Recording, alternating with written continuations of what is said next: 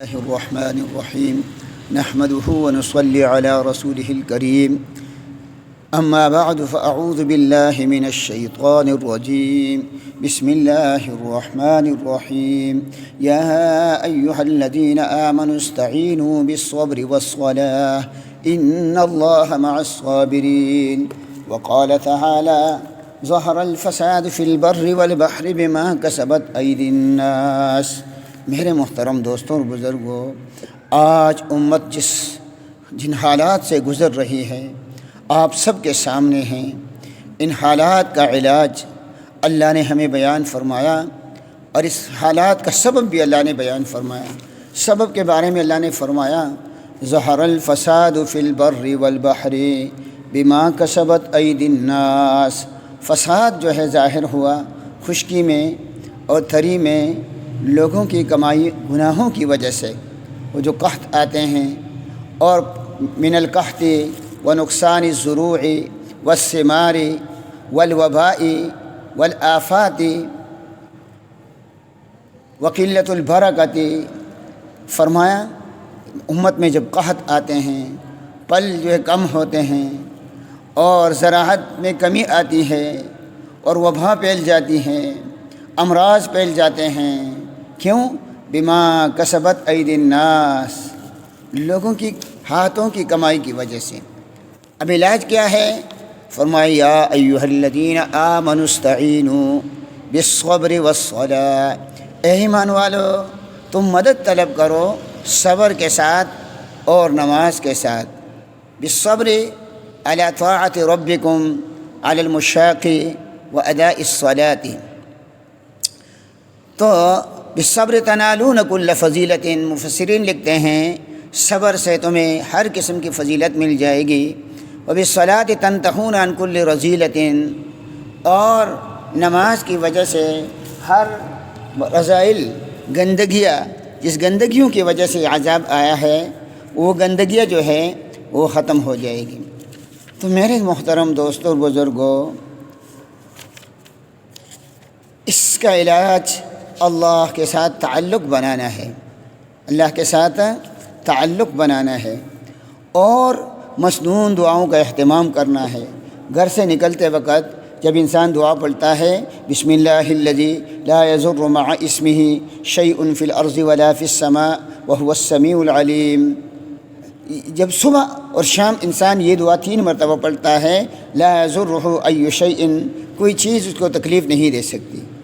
اور اسی طرح حدیث میں آتا ہے من قال خرج من بیتہ بسم اللہ توکلت علی اللہ لا حول ولا قوة الا باللہ یقال له ہدیت وکفیت ووقیت وتنحى عنہ الشیطان، کہ جب انسان گھر سے نکلتے وقت یہ دعا پڑھتا ہے بسم اللہ توکلت علی اللہ، اس سے کہا جاتا ہے تجھے ہدایت دی گئی، تیری کفایت کی گئی، تیری حفاظت کی گئی، شیطان اس سے ہٹ جاتا ہے۔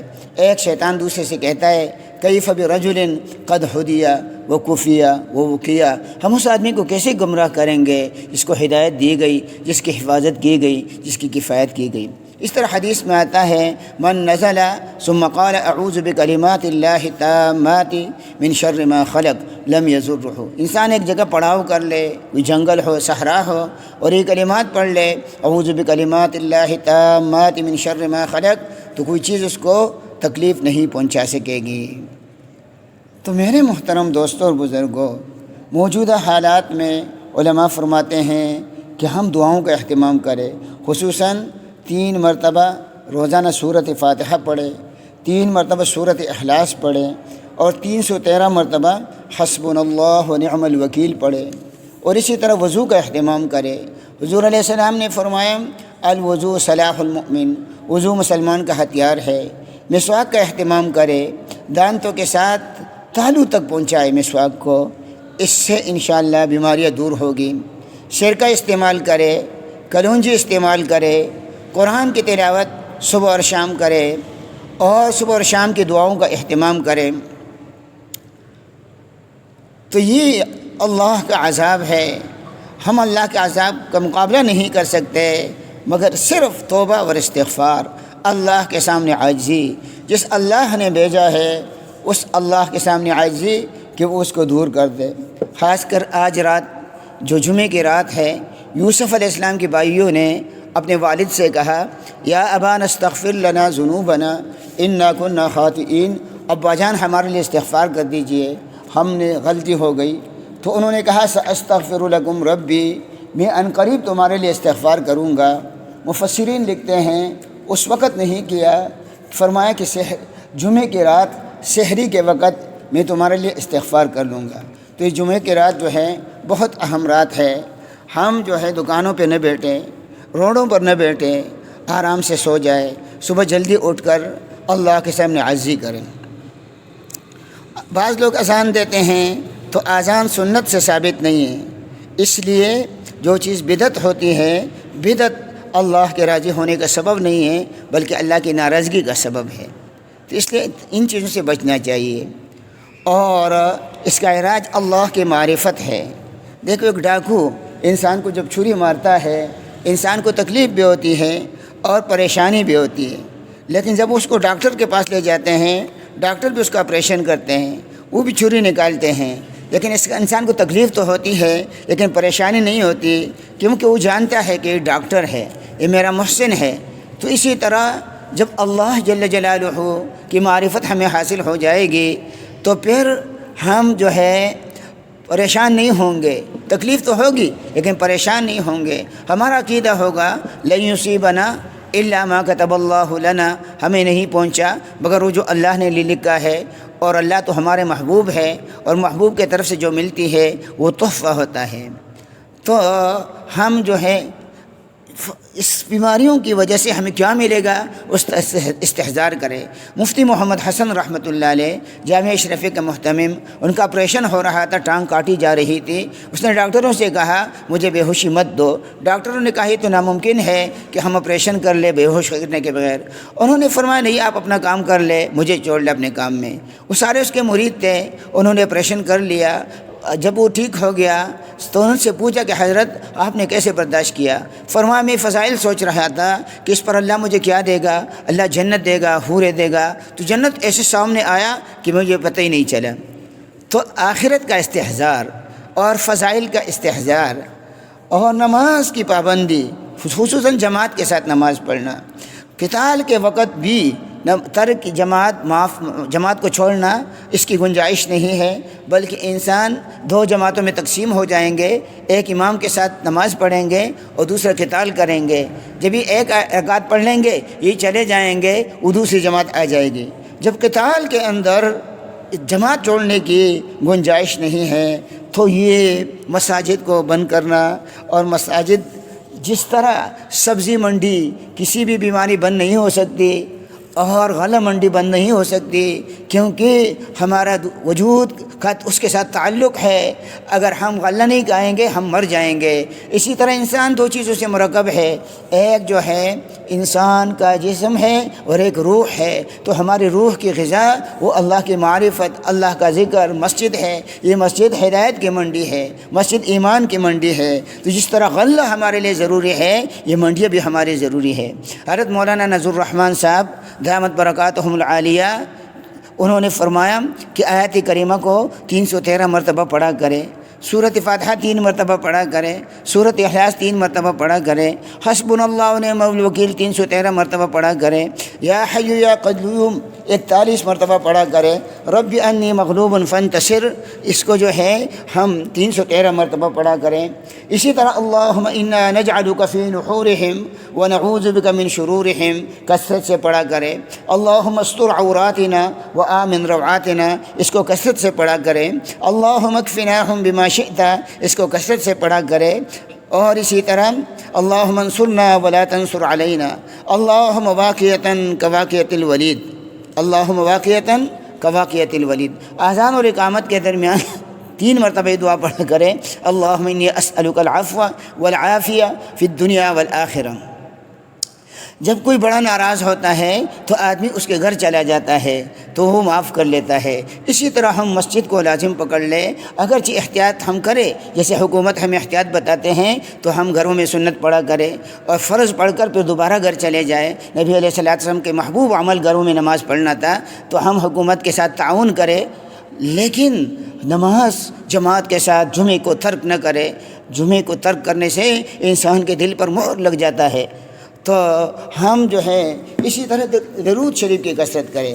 ایک ہے صلاۃ تنجینا، اللہم صلی علی سیدنا محمد وعلی آل سیدنا محمد صلاۃ تنجینا بها من جمیع الاحوال والآفات وتقضی لنا بها جمیع الحاجات وتطهرنا بها من جمیع السیئات وترفعنا بها عندك اعلی الدرجات وتبلغنا بها اقصى الغایات من جمیع الخیرات فی الحیاة وبعد الممات انك على كل شیء قدیر. حضرت مدنی رحمۃ اللہ علیہ فرمایا کرتے تھے کہ اس درود کو عشاء کی نماز کے بعد 70 مرتبہ پڑھا کرے، اللہ پریشانیوں کو دور فرمائے گا.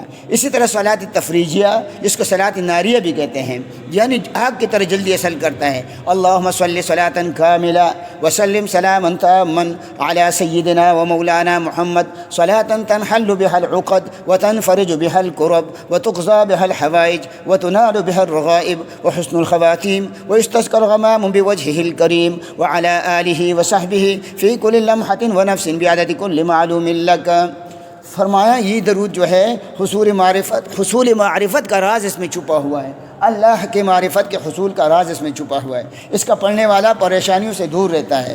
اسی طرح حاجی عبدالوہاب صاحب رحمۃ اللہ علیہ نے جب وہ زندہ تھے اس وقت انہوں نے کراچی کے حالات کے مطابق فرمایا تھا کہ استغفر اللہ الذی لا الہ الا هو الرحمن الرحیم الحی القیوم الذی لا يموت واتوب الیہ رب اغفر لی 25 مرتبہ پڑھا کریں. اسی طرح امام شافعی رحمۃ اللہ علیہ ایک دفعہ بڑی الجھن میں مبتلا تھے. انہوں نے یہ دعا پڑھی، اللہم انی لا املک لنفسی ضرا ولا نفعا ولا موتا ولا حیاتا ولا نشورا ولا استطیع ان آخذ الا ما اعطیتنی ولا اتقی الا ما وقیتنی اللہم وفقنی لما تحب وترضى من القول والعمل فی عافیت. ایک دفعہ حضرت سعید بن المسیب رحمۃ اللہ علیہ ان کا خیال تھا کہ فجر کا وقت ہو چکا ہے، وہ مسجد میں آئے، لیکن جب دیکھا آسمان کی طرف تو آدھی رات کے وقت تھا. تو مسجد کے کونے سے اس نے ایک آواز سنی، کوئی کہہ رہا تھا اللہم انک ملیک مقتدر ما تشاء من امر یکون. تو حضرت نے فرمایا کہ میں نے اس پر تجربہ کیا، جو بھی پریشانی آئی میں اس دعا کو پڑھا کرتا تھا، اللہ جل جلالہ میری حاجتوں کو پورا فرمایا کرتے تھے. اسی طرح حضرت ایک بزرگ نے یہ دعا بتائی ہے، یا لطیفا بخلقہ یا علیما بخلقہ یا خبیرا بخلقہ الطف بی یا لطیف یا علیم یا خبیر. اس دعا کو کثرت سے پڑھے، انشاءاللہ تمام پریشانیاں، ہر قسم کی حکومت کی طرف سے جو حالات آتے ہیں یا دشمنوں کی طرف سے جو حالات آتے ہیں یا بیماریاں آتی ہیں، اللہ اس سے حفاظت فرمائے گا. اسی طرح حفاظت کے لیے یا حافظ یا حفیظ یا ناصر یا نصیر یا رقیب یا اللہ، ہر نماز کے بعد تا عدد پڑھے، 3 مرتبہ پڑھے یا 5 مرتبہ پڑھے. اسی طرح حفاظت کے لیے یا حفیظ یا سلام یا محیمن پڑھا کریں. اور اسی طرح جو ہے ایک درود شریف ہے، صلی اللہ علی حبیبہ محمد و آلہ و اصحابہ وسلم. اس کو درود حضری کہتے ہیں. حضر علیہ السلام نے اولیاء کرام کو بتایا ہے اس کے پڑھنے سے دین و دنیا کے برکات حاصل ہوتی ہے. حضر علیہ السلام زندہ ہے یا وفات ہو چکا ہے، ایک اختلافی مسئلہ ہے. محدثین کہتے ہیں وہ وفات ہو چکے ہیں، صوفیہ کہتے ہیں کہ وہ زندہ ہے. اگر وفات بھی ہو چکے ہیں لیکن وہ جسم مثالی کے ساتھ کبھی کبھی اس سے ملاقات ہوتی ہے، تو انہوں نے یہ دعا بتائی ہے. اسی طرح ایک درود ہے، اللہم صلی علی محمد وعلی آل محمد بعدد کل ذرۃ 100,000 مرۃ وبارک وسلم.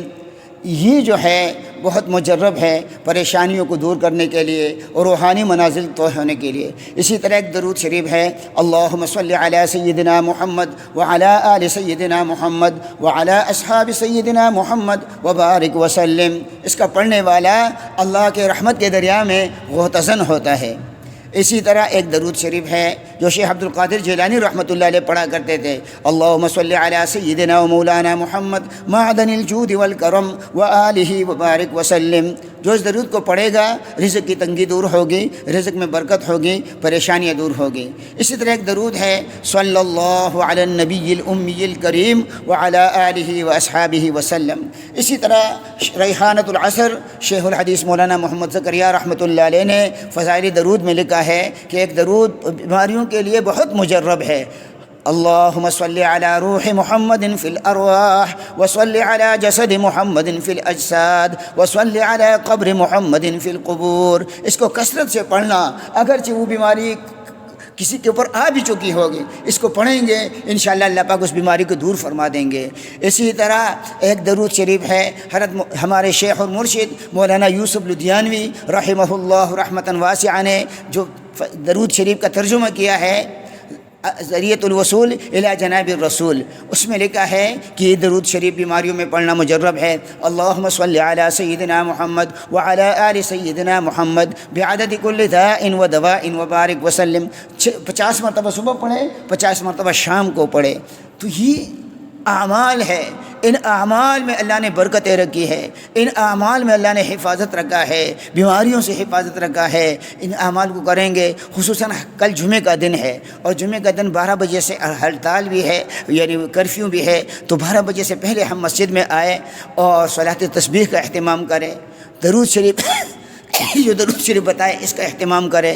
جمعہ کے دن درود شریف کی بہت بڑی برکتیں ہوتی ہیں، اور جو ہے سورۃ یاسین کا ختم کرے، آیات کریمہ کا ختم کرے، اور وقت سے 12 بجے سے پہلے آئے اور ہم نماز میں خوب مانگے اللہ پاک سے۔ 2 خطبوں کے درمیان خطیب جب چپ ہو جائے اس وقت زبان سے تو دعا نہیں کرنی، لیکن دل میں کہ اللہ بیماریوں کو ختم فرما۔ انشاءاللہ بیماری لانے والے اللہ، بیماری دور کرنے والے اللہ، ہمارے مساجد اور ہمارے مدارس، ہمارے مراکز اور بیت اللہ شریف دوبارہ آباد ہو جائے انشاءاللہ۔ ان اعمال کی برکت سے اللہ پاک لانے پر، ان بیماریوں کو لانے پر بھی قادر، ان کے ختم کرنے بھی قادر۔ اے اللہ اپنے فضل و کرم سے ان بیماریوں کو دور فرما۔